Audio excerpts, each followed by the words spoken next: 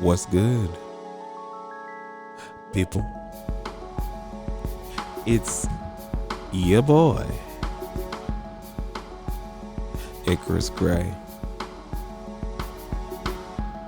alongside Prima Diva. Hi. And this. And this.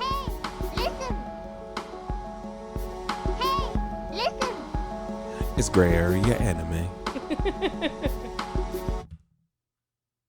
You ready? Ho ho ho! Back with another one time for the one times. For the one time. For the one time. And because I want to catch up, y'all will be getting like 3 of these episodes on Saturday. But you get to listen to them separately. We shoved the first and second episode together last time. But anyway, as you could have guessed, we're here to talk ReZero.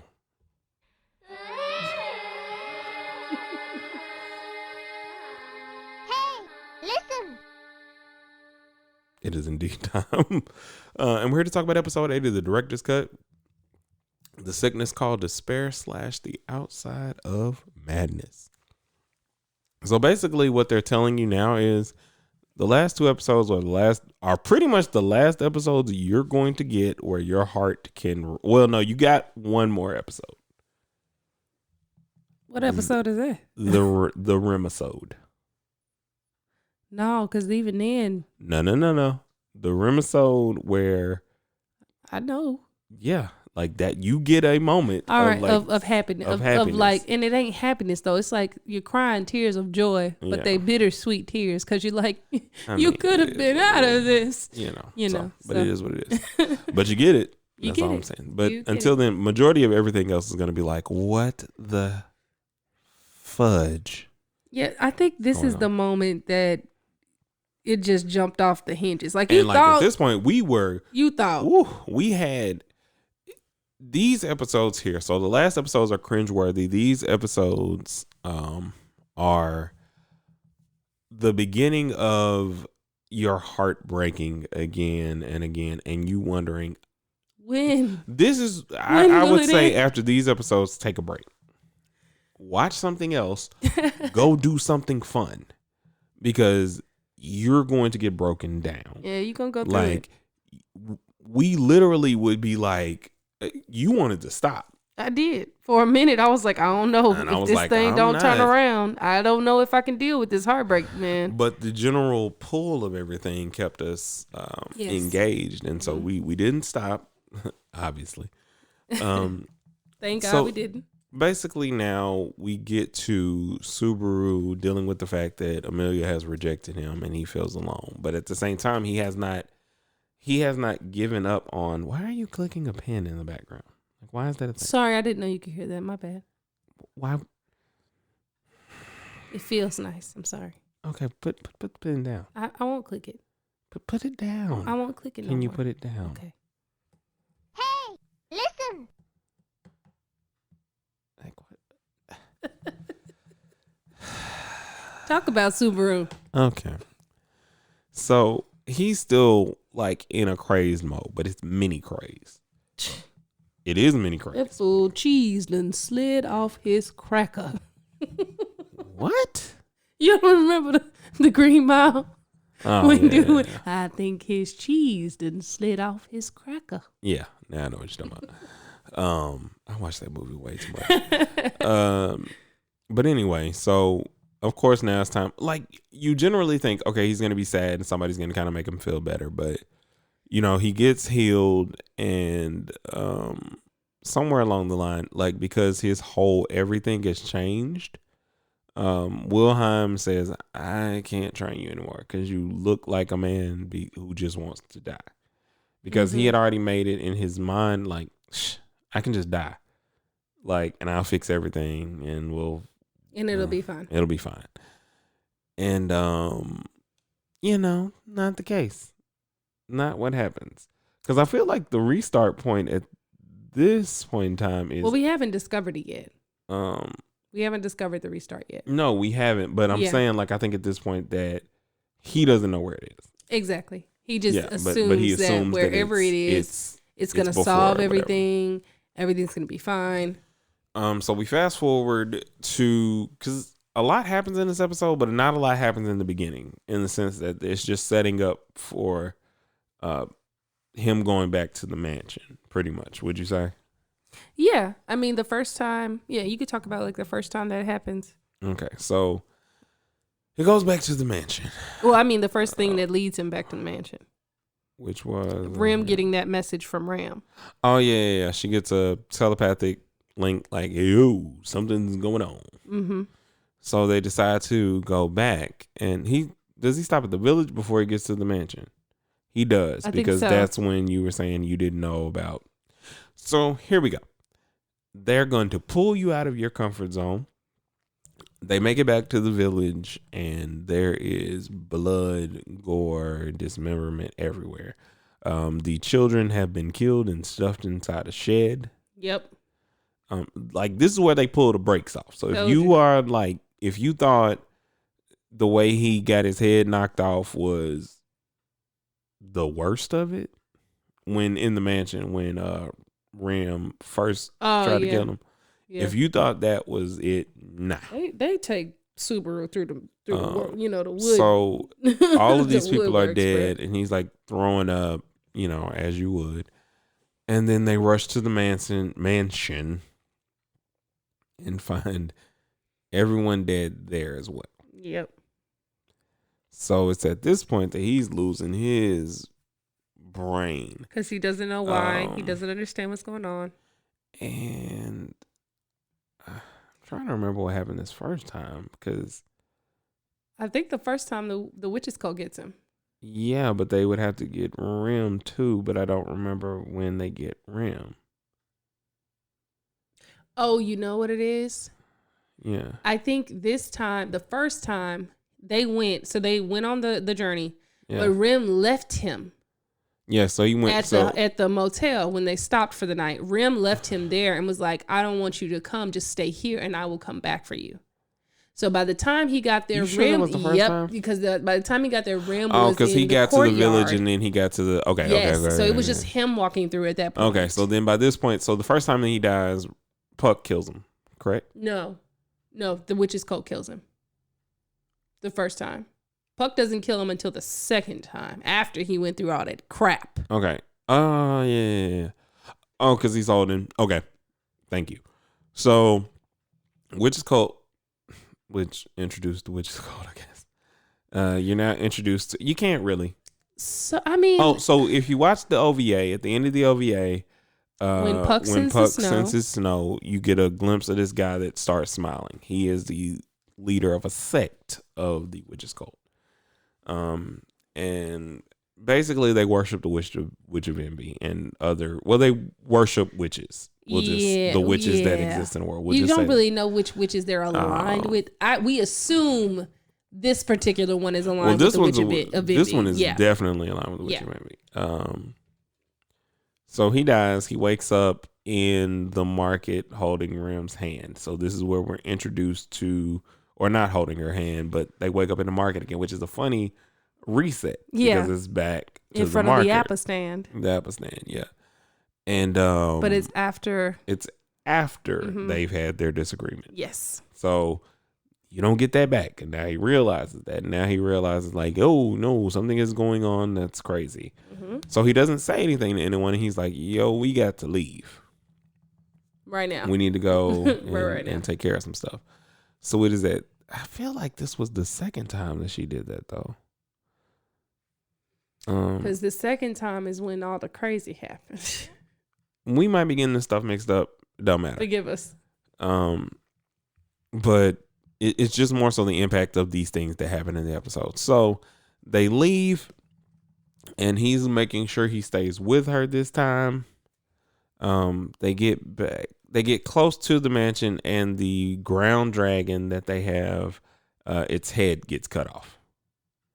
Yep. Because this time, and then Subaru is snatched out of the wagon, I think. Yes, And by the I'm witch's sorry, cult. I think they she's tried to. doing a bit of searching. I know. There's Yes, but no, by the witch's cult, they tried to take him. They Yeah. tried to abduct him and take him away, Rim and said, Rim wasn't having "Hold it. up, hey." What you're not gonna do is take my reason for So you your took people, my we reason think for what living, We saw. We don't play. but you're not gonna take my reason for dying. I will end you. Because if you remember, That was the best line ever. the witch's cult is who basically killed All of their family, every member of their village except for her and her sister. and they cut off Ram's horn. So, she like, nah. I'm son. gonna kill y'all. So, they end up getting away with Subaru.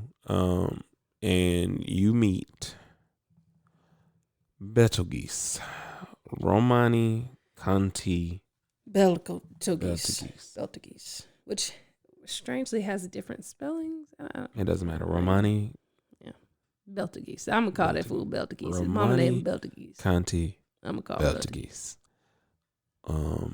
And yeah. So, all right.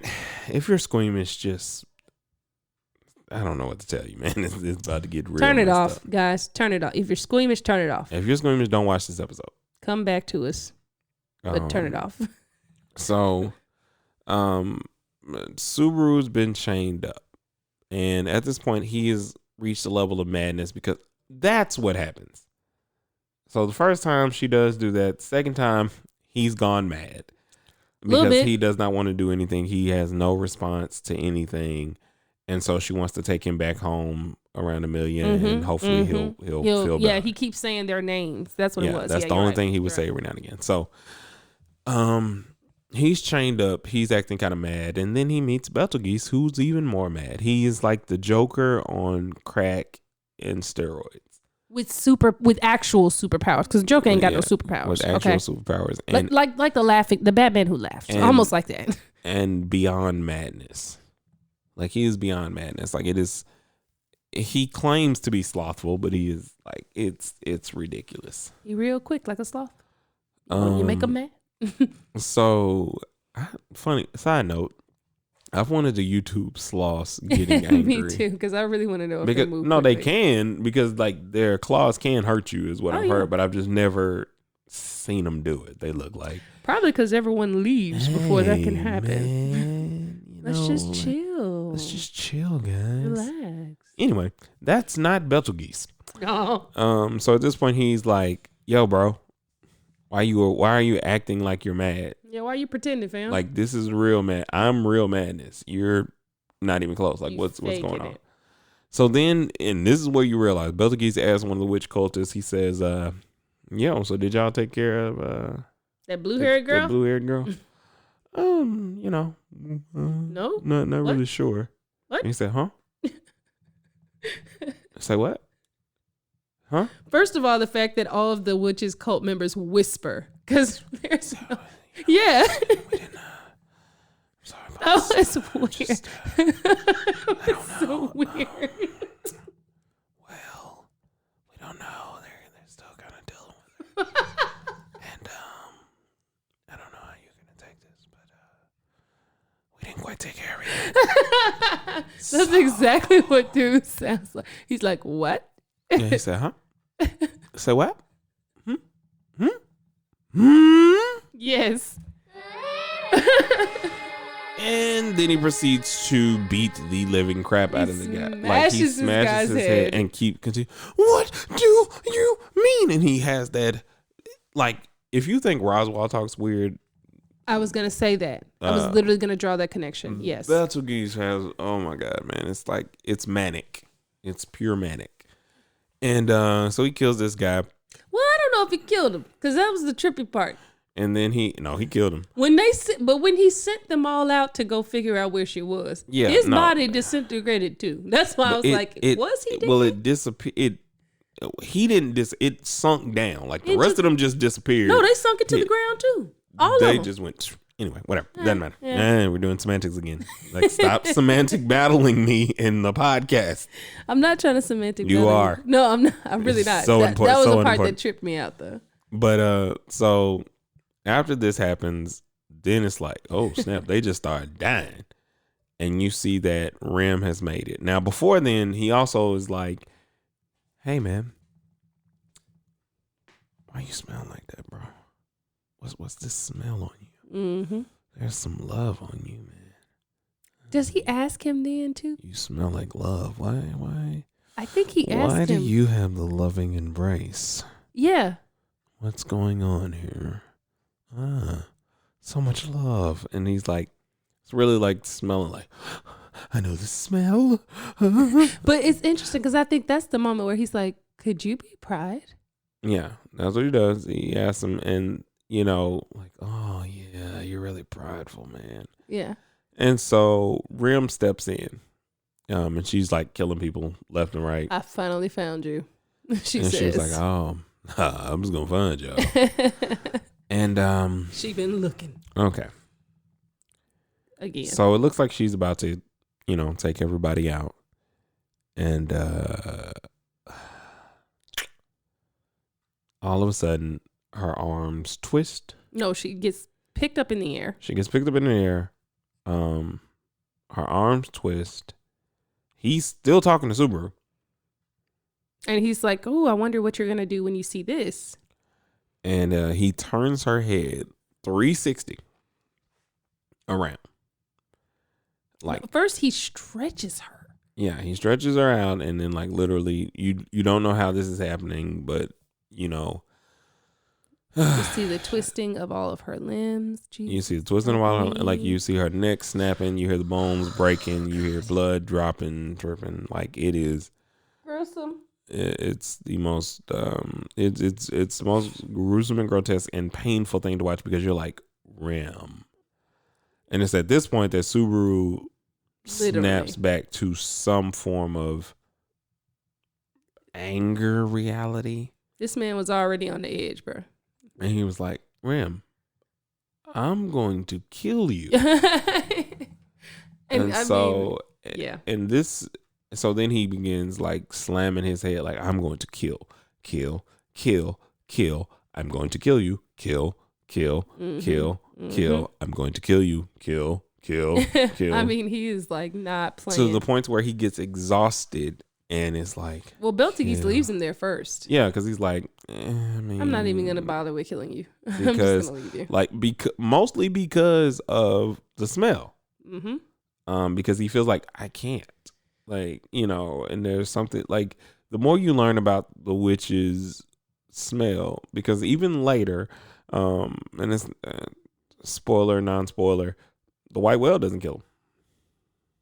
Right, which is so interesting to me and strange.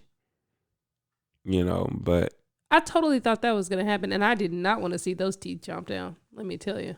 No, and it only gets worse. So, when that happens, here's the saddest part of the episode. So as he's losing exhaustion and still wanting to kill, you look up and you see the mangled body of Rim crawling over to him. Somehow, some way, like she is still able. Her life force, and she was able to use the last of said life force to break him out of the chains that Beltagis had him in. It is at this point that he picks her up and he walks to the mansion. When they get to the mansion is covered in snow, and not through the roof initially, because he breaks through the roof. Sorry for all that noise. We scratching our arms and stuff. Because I'm like, what is that noise? Sorry, I didn't realize. I didn't realize that. So then through the roof, a giant. It looks like a cat or a wolf, because it's just hairy. It's a big, it just looks like some sort of Sasquatchy looking with yellow eyes. Yeah. Scary as all get out, but it's just black. You can't make out the actual shape of it. And it looks over at Subaru. And he's like, he kills all the witch cultists. They're all dead. And he looks at Subaru, who's holding Rim, and cuts his head off. He says, "Sleep with my daughter." Yeah. Sleep as my daughter sleeps. Yeah. And I mean, and you don't even see it get guys, this is how it just falls off. The wind is blowing, the snow's going, and so does his head. It just slides and you right off can his body. see that he's freezing more. But after that, you don't see like what happens.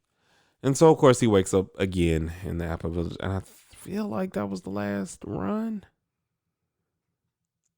Because he doesn't start talking to them until next episode. Yeah, that was the last run of this episode. That's how that episode ended. Because all the credits played, and then at the end of the credits, stick around for the end of the credits, guys, is when you see him back at the Apple stand. Yeah, and it's like, what?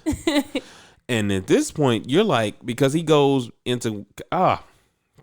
in a normal Subaru mode. For all of 5 seconds until he sees her. Sorry. Sorry. Is your instinct just cut me off at the head? No, Why? I was excited. To cut me off at the No, I was head. excited to agree with you. I thought that's where you were going. So say it. So anyway, so the big reveal at this point is you're like, oh, okay. He's about to figure out a plan or something. And the look in his eyes is the angriest thing in the world. It's like, oh, you gonna die. I'm going to kill them. I don't know how, but we're gonna kill them. And that's the end of the episode. This episode was hard, man. Like, it was hard because, like I said, this is one of the first episodes where you're like, what the heck? And you know, I actually realized something. What'd you realize? Because this is towards the end of the beginning of arc 2. Beginning of arc 2 or arc 3. I think it's arc 2. I think it's one of I think that arc 2 because we end on arc 3. So what was arc 2? Arc 2 was Mobbies. Okay, arc so this is the beginning. This is arc 3 because it's the so yeah. But even with that, it still feels like it's the almost end of arc 3 because whenever he starts to hit his head against the wall, but he's not hitting his head against the wall yet, which is funny. He sort of is, but he's not, because if you think about it, in every cycle, in every arc, there are the initial deaths that come out of nowhere, where he does not think about, whatever. He's like, oh, this turned left real quick. Yeah. Meeting Garfield, in that situation later. Or, in the beginning, in the front, meeting Elsa, those first couple, because that was like 4 deaths, 3 or 4 deaths. And he thought it was about to be 5. Yeah. Then in the mansion, that was 3. 3 deaths. When? He died the first time to the poison. Oh, you talking about his particular death? He died. He died the second time to Ram. He died 3rd time to Ram. And then he died again on the 4th time to jumping off the cliff. Jumping off the cliff, yes.